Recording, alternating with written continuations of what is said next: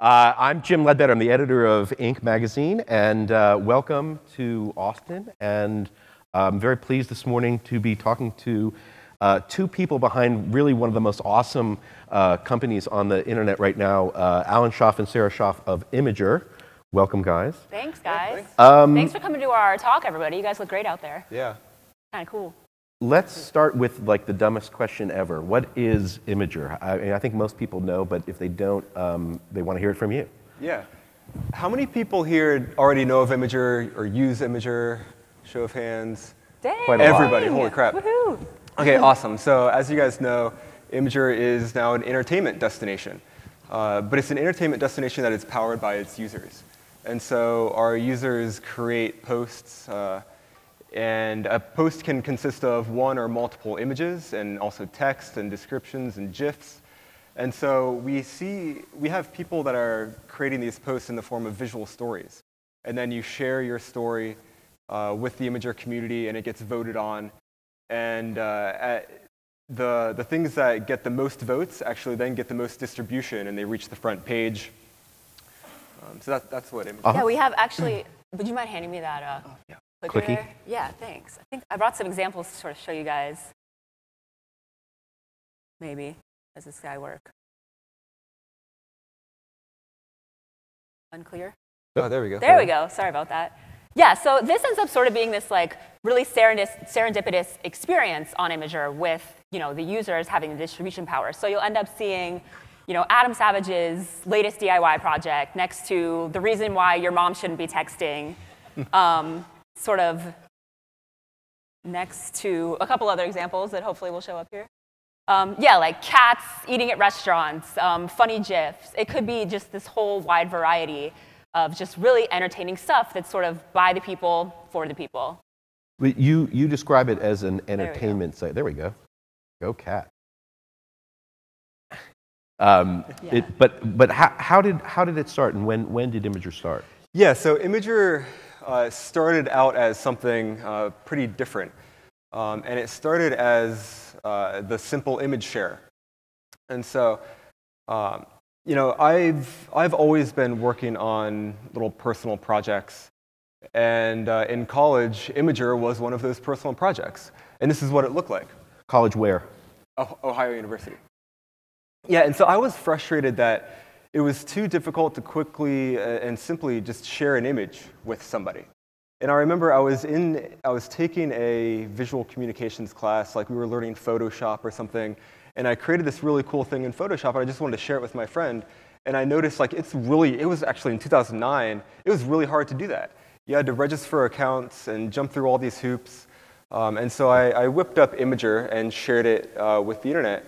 And it turned out that I wasn't the only one that had that problem. It's actually if we can go next. Oh, there we go.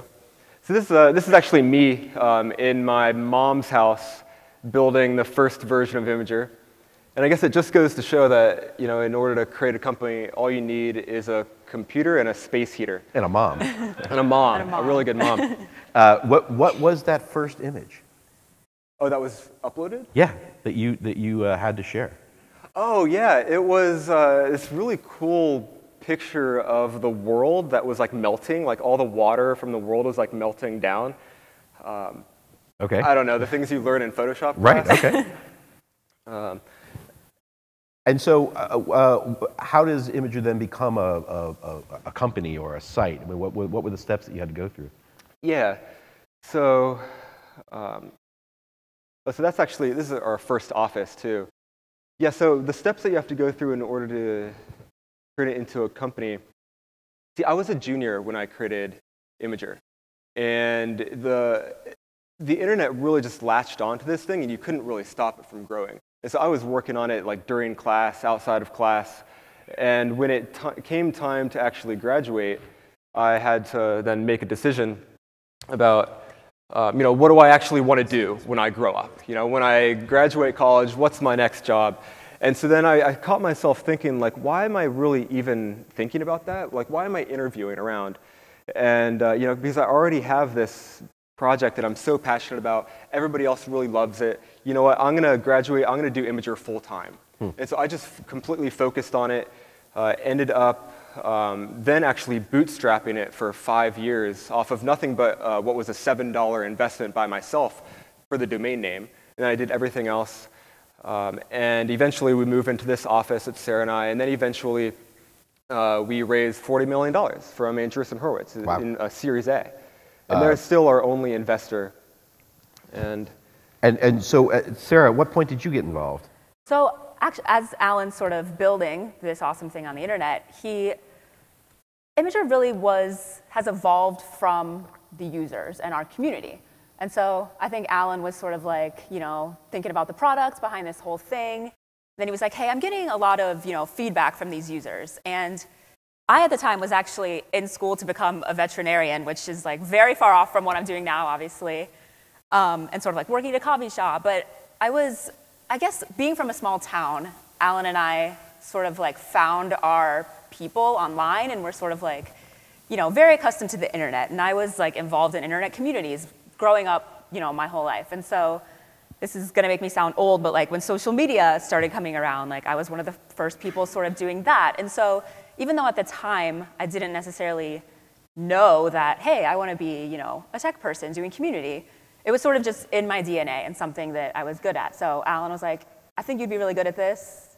Try it out. And then, I came aboard, sort of saw that as, Alan was building this product, people were giving tons of feedback. So it's like, hey, love that I can, put my image in, get a URL back, and share it out. Wouldn't it be cool if I could also see the most popular stuff that everybody else is uploading? Like, yeah, actually, that would be pretty cool. So the first version of what we call a gallery was sort of just a hand-picked, this is cool, this is cool, this is cool. People were like, I actually would want to decide myself what is on there. Great, so we give the voting system. Wouldn't it be great if I could comment? Yeah, it would be great. Let's add comments. I want to interact with people.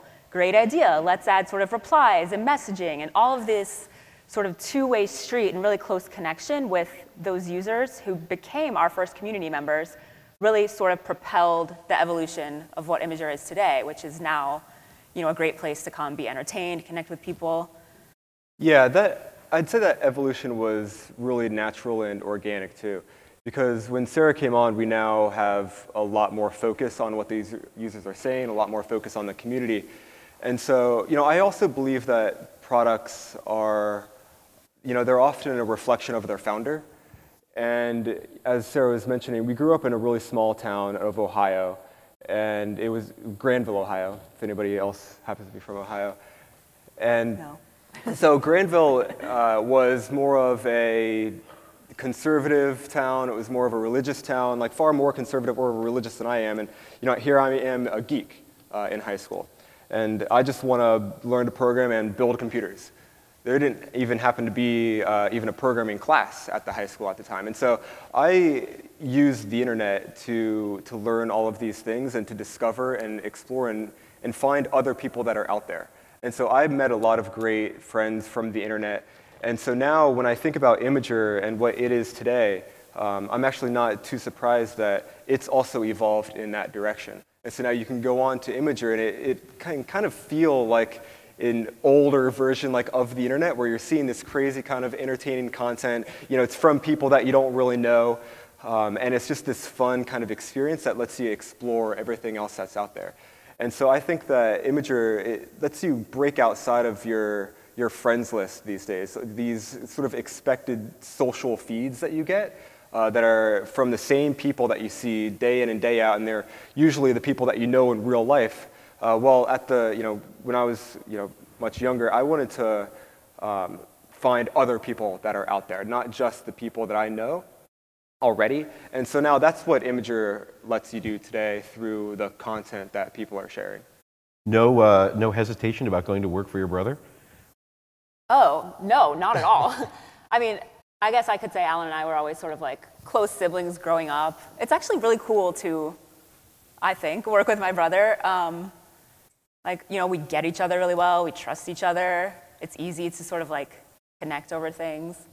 And I think Alan's so focused on sort of the engineering side, the product side. I'm so focused on sort of the people side and the initiatives and the community that we never necessarily we just trust that each other is going to do the right thing in those areas. There's really never any headbutting. And how big is the company now? What metrics do you look at in terms of users or images uploaded or employees? How can you chart that growth for the audience? Yeah, so we are now over 70 people. We have over 150 million users across our products. And so some interesting stats are our users will use Imgur up to 4 times a day. And over half of our metrics now are on mobile. And that's one of the reasons why we took funding in the first place, is to grow our mobile teams. And at the time, we didn't have an Android app or an iOS app. And so now we've got both Android and iOS teams. We've got really good, robust apps now. And so now we've seen, as the world moves mobile, that all our engagement metrics are on mobile. And I'm glad this slide just kind of started working. Yeah. And so this is now what the product looks like today. As you can see, it's kind of swiping through these sort of amazing posts. And so, yeah, we look at the number of users that are on Imgur. And what do you think makes Imgur different from, say, other social media sites or other photo sharing sites? What makes it unique? I think one of the things that makes Imgur the most special is that the users are really powering the distribution. So, we talked about the upvotes and downvotes. Those are the things that propel a piece of content from 0.0 views up through Imgur to what we call the most viral section. And that's sort of where the most people are discovering, browsing. And that makes for a really special experience, I think, where, like I said, it's a very serendipitous experience. And you're going to be hearing from people of all different types. So it really breaks you out of the general friends list sort of content. And there's no sense of an algorithm assuming what you might want to see. It's sort of, again, by the people, for the people, things that are being voted on. And I actually, when that happens, it sort of creates this universal experience where everybody browsing is seeing the same things, and they connect to those things day over day. And it creates sort of a culture where it's like, hey, did you see that post about the Martian yesterday? I saw that too. Now it's able to snowball this into everlasting jokes and connect. And is there any way I could get the clicker back over there, guys? I have a story that I think these guys are really going to love. OK, yeah, so I'll say next, maybe. Next again. OK. So there's this user on Imgur whose username is a new badly photoshopped photo of Michael Cera every day. And that username sort of refers to exactly what this person does on Imgur. And he came to be known for short as Cera Guy. But he was sort of what we call a lurker, somebody who just generally likes to swipe through, look at cool stuff. And he was really admiring these amazing GIF creators and Photoshop people. He's like, I want to do that too, but I'm going to do it in, if you could next again. The sense of, I'm going to take a picture of Michael Cera, who is that actor who sort of is typecast in these awkward roles you guys probably know, and put him into just hilarious contexts of all kinds. Things like, if you could next, famous art, popular posts from Imgur that day. And it started as just these simple Photoshops. You could next again. Star Wars, who could it be? Oh, it's Cera Guy. And then actually evolved into GIFs. And so people started to realize that this user was posting these things day after day. And they're like, this is kind of funny. Who is this guy, And if you could next again. Thank you. He came to do this thing that we call the Cera surprise, where you just never might know where Michael Cera would pop up next. And it became this really fun game for the community where they'd be browsing through. What could it be? There it is. It's Cera. And it became this sort of meme where people would look for it. They would comment, I found it. And the user himself, Cera Guy, would respond with sort of these fake trophies, yep, you found one, in the newest section. And it's sort of these, really, next, please. I just have a few comments, keep on nexting. Yeah, I didn't expect Cera, I got Cera, today's a great day. And this sort of, is one of those examples, I think, of things that you see day after day that make people feel really connected on Imgur. And it's sort of the absurdity of the whole thing. Like, who knew that Michael Cera's Photoshops would become the meme of the year? But that's sort of the beauty of the internet, the beauty of Imgur, is like you never really know what's going to blow up. Oh, yeah, and then so we're very involved with our community. When we see sort of these things picking up, we try to embrace it and amplify those things for our community to let them know, like, yeah, we love the really funny things that you're doing. And so this is a photo that one of my colleagues took of me actually dressed as Sarah. And then we post that to the community, and it becomes this sort of really fun, entertaining thing. But those are sort of the ways that I think people tend to connect. So you talk about, no algorithm and of the people, by the people, for the people. What happens when that goes bad? I mean, there's so many examples of social media sites being taken over by hate speech or political abuse or Gamergate or whatever it is. So when you say like no algorithm, I get like a little scared of what it could become. And how do you keep that sense of fun community? Yeah, so since the very beginning, we've had what we call community rules. And these are not guidelines, they're rules that have consequences if you disobey them. And so it's very important to build in the right expectations into your product from the very beginning.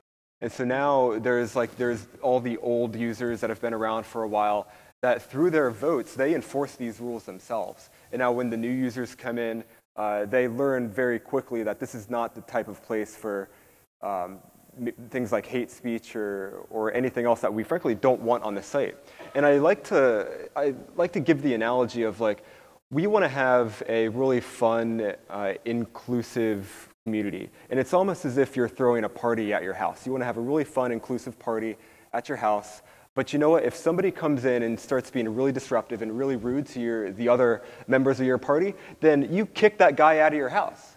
And so we have the same kind of mentality at Imgur through these rules that are enforced. Yeah, I mean, it's just amazing to me because, I mean, Reddit has rules, lots of them, but Reddit becomes this like cesspool. I mean, Reddit's a lot of fun, don't get me wrong, but it becomes this sort of cesspool of a like community that's out to get people. But it's also just the type of product that we are, and people on Imgur, they come to have fun, and they come to be entertained and to see this kind of awesome content that we're sharing with you guys. Yeah, we sort of see. Again, I talked about sort of the upvotes and downvotes, and I think it goes back to, the creation of Imgur and how we were really, we really wanted to build something that people loved. And I think that made people feel like a part of the product. It's more, the Imgur, it's more than just a corporation overseeing the product. It's sort of like, we want people to think that, we're their friends and we're listening to them, because we are.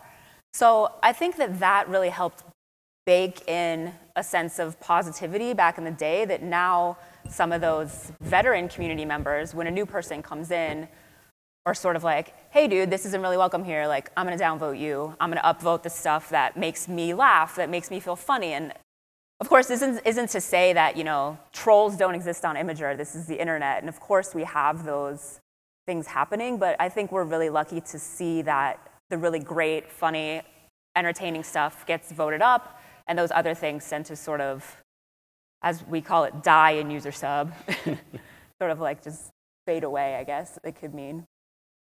But you are a business, and how does Imgur make money?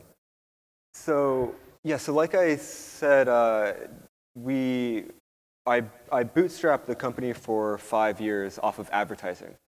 And so advertising has been built into Imgur's DNA since the very beginning. And so nowadays, the advertising approach that we take is through what we call promoted posts, where we partner with brands and actually create posts for them to then get in touch with our community. Because our audience is actually pretty unique in that it's a geeky, more internet-y audience, and we actually have one of the world's largest concentration of millennial geeks on the internet. And so this is a type of audience that is actually kind of harder to reach. These are the people that use ad block and they cut the cable cord a long time ago. And so you kind of wonder, like, where do you reach like sort of millennial males at scale? And so Imgur is one of the only places that you can do that. And so we help brands connect with this audience through promoted posts. And so from the very beginning had this, I guess, philosophy around advertising, which is in order for advertising on Imgur to be successful, it first has to be successful for the user. And then if we can make the advertisement successful for the users, then it's going to be successful for the advertisers as well, because the advertisement is then going to get engagement on their ad, and it's actually going to work.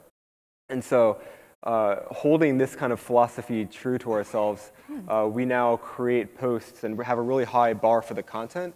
And we want to really make sure that the content that we're creating is just as good as the other content that you're going to see on the platform.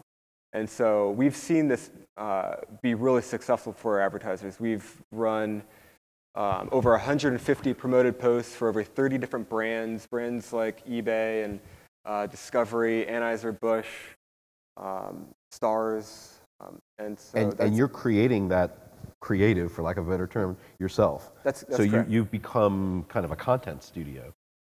Yeah, we have a little mini in-house ad agency, I guess you could say. Yeah, interesting. It's sort of actually, you mentioned it's really successful for the advertisers. It's actually been really successful for the community as well, because we sort of, I guess, give these brands, a community 101, Imgurians 101, where we're like, look, this is the kind of stuff people are being entertained by right now. This is the sort of like cultural language that people are using on the site. And we really give those brands the opportunity to become part of the community. And so eBay, again, is one of the people that we've been working with for the longest amount of time. And the users now really, really look forward to those eBay posts. And my favorite type of comments on those posts are like, eBay? More like eBay, B-A-E. And so people are like praising ads. It's kind of like a crazy thing to see from, somebody who is also sort of like an ad block type of person. I don't really usually want to see that, but it's like, essentially, it's like Super Bowl ads, but on the internet, where people are like really paying attention and looking forward to it. And then we have occasional community events. And so over Christmas, we did Secret Santa with our users. And eBay actually entered into Secret Santa and was like one of the people you could be matched with and sent really awesome gifts to people. So it's really awesome to see those brands like become, one of us. Yeah, I'm really proud of that. I didn't even actually know it was possible to create advertisements that people actually liked, because look, I'm also sort of a millennial geek. I also use AdBlock, and the advertisements that you usually see on the internet are very distracting, and you kind of just like want to get away from them.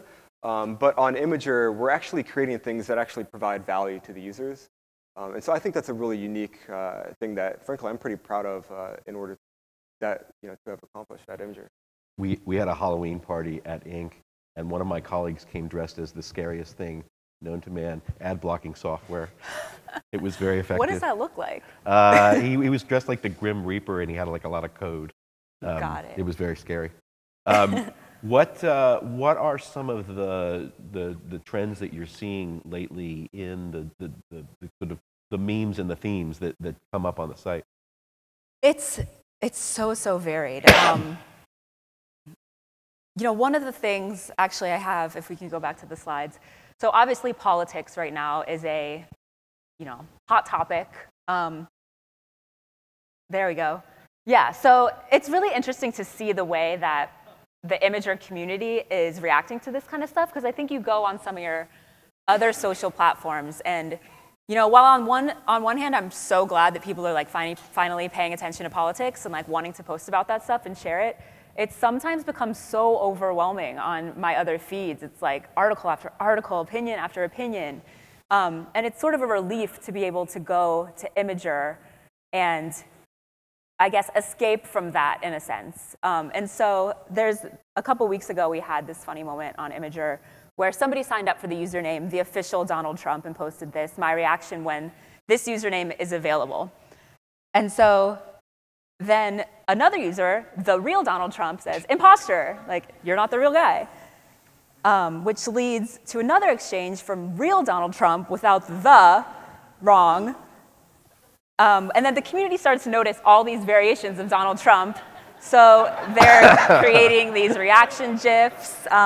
This one's actually like from Ellen Tube, but repurposed for this.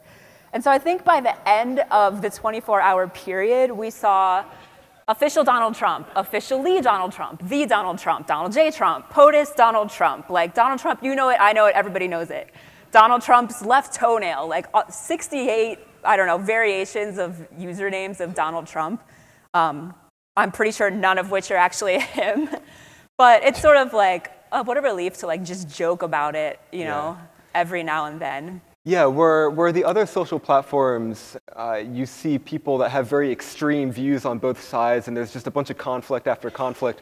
On Imgur, people, if they post about politics, you don't see those extreme views in that conflict. You see fun, and you see entertainment, and you see jokes, because that's what people go to Imgur for, and that's what they use it, is to swipe through all the amazing posts and just have a good time. And actually, our vision as a company is to lift the world's spirits for a few moments every day. And the way we do that is by surfacing up this entertaining content.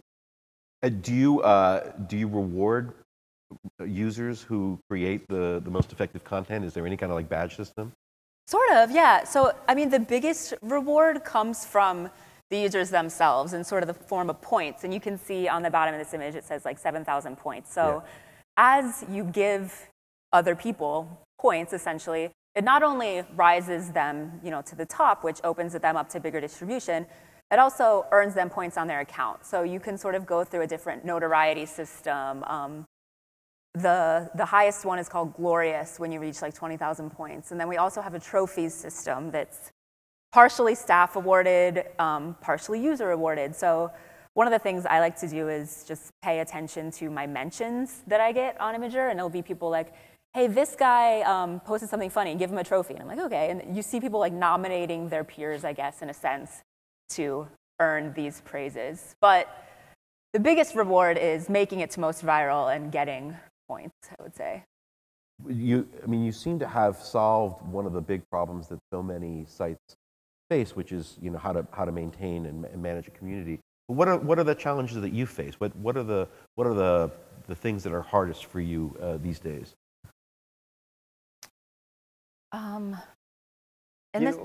Well, yeah, you know what? So we're based in San Francisco, and one of the hardest things that is part of my day-to-day is actually recruiting. And San Francisco, the Bay Area, happens to be the most competitive area in the entire world for talent.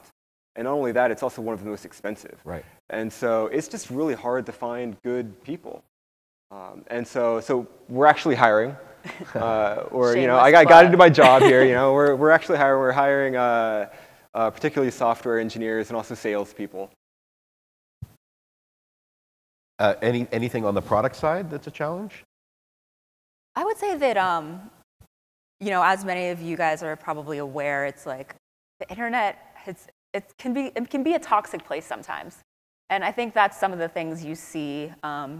Maybe on Twitter, it's like all these trolls, feeding off of that negative energy. And, there's a place for that on some places on the internet, but there's not really a place for that so much on Imgur. And so I think it's sometimes tough to just maintain, our positive thing. But we're so lucky to have, our values and our rules and our users who generally come. I think they use their pseudo-anonymity to be the best versions of themselves sometimes. And that could be just in the form of, being here just to laugh, just to take 5 minutes out of my day to look at something funny. Or it can be in the form of sharing really, personal things. And I think the sense, this idea of pseudo-anonymity, and by that I mean just sort of being your username rather than, well, this is a bad example because my username is Sarah, but let's say my username was funnycats123. You become funnycats123 on Imgur rather than Sarah. And I see people, using that opportunity to be really vulnerable in a way that I think they're not able to be so vulnerable on some other sites. There's this sense of sometimes I have to present the most exciting, coolest look at my life when maybe I'm actually going through some tough things. Yeah, you constantly have to be on your A game and show yeah, these. or like crafting my personal brand because maybe my future employer is going to be looking at this stuff, or like maybe I'm friends with my grandma and she's not going to want to hear about this. So that ability to sort of be your username, I think, on Imgur and appeal to this mass audience that isn't necessarily in your friends list. Yeah. We've got a great example of this, too, if we can go back to this slide. Yeah. Where are we? Sorry, guys, the slides. Yeah, so this is one of my favorite posts, actually, on Imgur. And it says, this tiny Imgurian goes for brain surgery tomorrow morning. Please send love. And then in the description, it says, this is too personal to share on Facebook, and we're not religious, but I believe in the power of good thoughts. So please, Imgur, send us your good thoughts tomorrow. And this stands out so much to me because they write, this is too personal to share on Facebook, wherein Facebook is supposed to be where you are yourself. You know, this is where I'm supposed to be sharing with my family and sharing with my friends. And so I think for this dad specifically, you know, he maybe wasn't able to find that there. And so appealing to this other open audience that I think he probably generally knew as positive and supportive was a really powerful thing for him. And I don't have an example of the comment section on this post, but the comment section was like this amazing show of like random acts of kindness where people were like, man, this sounds so challenging. Like, you know, we're here for you. Message me if you need anything. People even put together this card sharing thing for this person. And so while they were in the hospital for these several days, like waiting for their child's surgery and the recovery, Imgurians were sending all of this stuff and all of this love, and the family kept updating. And it becomes this really sort of, again, like family moment among strangers who will never meet and have never met. And I think this is obviously, you know, not an extremely common example, but sometimes we see people even having those connections being so far as to like get married. And there's this example of these two people who met in the comment section, you know, connecting over memes because we have shared sense of humor. Actually, of course, foster that relationship. They got married. They have an Imgur wedding cake at their wedding. And then they sent us pictures of them with, you know, all of their friends in the background. And there's like, all these people we invited to our wedding are other people from Imgur who we'd never met before, but felt like the most important people to be at our wedding. And so that's just such a cool thing that like people and strangers on the internet are connecting over these ideas and these funny moments. You know, you talk about the tendency toward toxicity on other sites. And I imagine just about everybody in this room has experienced some version of that. Do the people who run those sites, do they not care? Are they not able to control the community? Like why does Imgur stand out in that way? Why isn't everyone trying to do what you're doing? I mean, that's a really great question, and I wish I had sort of like the silver bullet answer. I really don't think there is one, and I really don't think any website, you know, wants to be a place for hate. Maybe there are some. I'm not really a part of them, but you know, it's sometimes hard, I think, to maybe manage the balance between like wanting to be open to every idea and wanting to be open to free speech, and maintaining a positive community, because those aren't always in line with each other, I would say. So I think, you know, we've just been, I don't want to keep saying this, but I feel like we've been really lucky to be able to sort of, I guess, foster from the beginning a sense of like inclusiveness and just humor and, you know, not take yourselves too seriously. You know, we do have our trolls and we do have our people saying mean things, but it's actually relieving to sort of see those people like push down to the bottom of the comment section sometimes, because I think you go on maybe comment sections sometimes of other sites and it's like, oh, don't read the comments. Yeah. But it's cool that on Imgur, the comments are actually sometimes the most funny part and the most entertaining part of the entire experience. People are very witty and they're very, I don't know, supportive and like funny. I think it's just like a relief sometimes. You know, the company has evolved so tremendously from your college dorm days into now what is, I mean, you refer to it as an entertainment site, which I think is meaningful. And as you say, you have kind of like an ad agency. Where do you see it going? What's on the horizon for the next, you know, year or two for Imgur? Yeah, so very clearly mobile is a really big thing for us. And not only has the world, obviously moved mobile, our user base has moved mobile. And that's why we have most of our engagement on mobile now. And so the things that we do is usually on mobile. And aside from that, we're going to be doing a lot more content discovery. We want to really surface up the best content for you, and the best content sort of in the world. And you see these entertaining moments are locked up in all of these other different apps and all these, whether it's a TV show or a movie, the funny text message, it's usually locked up just for you or just for like your group of people. But we see the users on Imgur are taking these funny moments and clipping them out and then putting them on Imgur for the rest of the world to see. And so we're really about content discovery and surfacing up that content. And so, yeah, in the future, it's all about mobile, all about content, and surfacing up more of the great stuff. Is there another role for the community to play? Is there you talk about people getting married or whatever? Is there some concrete way that the Imgur community might evolve? Yeah, definitely, because the content that gets surfaced up, it's all from the community. And so when you give community, whether it's better tools to communicate or better tools to actually create content, anything you can do to foster the community and give them what they need, they will then create the best content from that. And so if you focus on the community, you focus on the core that makes everything work. How closely do you look at other social media sites? I mean, is there anything on Reddit that you wish that you had, or any aspect of where Twitter is going that you think is a positive development? Any kind of industry things that are going on that you see yourself moving toward? I'm not sure specifically what the other social platforms are doing, but I can see sort of an overall trend that is the other social platforms, they really lock you into this, what I would call like an echo chamber that is based entirely off of the people that you already know and the interests that you already know you have and you're already interested in, and you're already getting content from them. And so you kind of get locked up into this box. And so something we're trying to do at Imgur is break you outside of that, get you to discover all the other content that's out there, all the other people that's out there. And that reminds me of how the early internet really was. It's like you go onto this, this thing on your computer and you just explore. You end up on all these weird forums and meet all these weird people. And so we're trying to bring a little of that back and not necessarily just lock you into something that you already are interested in and already have. I've actually seen that too in my own browsing on Imgur. I've discovered some like amazing food blogs from funny memes about those things on Imgur.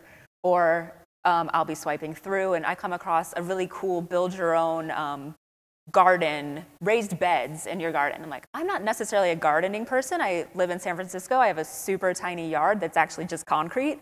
But it actually inspired me to be like, I want to grow my own food and I want to figure out how to grow or how to make raised beds on concrete. And so I'm sort of able to discover on Imgur, things that if I didn't have any gardening friends on Facebook or if I wasn't following, those things on Tumblr, like I wouldn't have necessarily ever come across them. Yeah, but because people voted them up and said sort of to me, hey, this is cool, like everybody should see this in the form of votes, I was able to see it and like discover new interesting things. Yeah, I've listened to music that I've discovered on Imgur. I've read books. I've watched movies.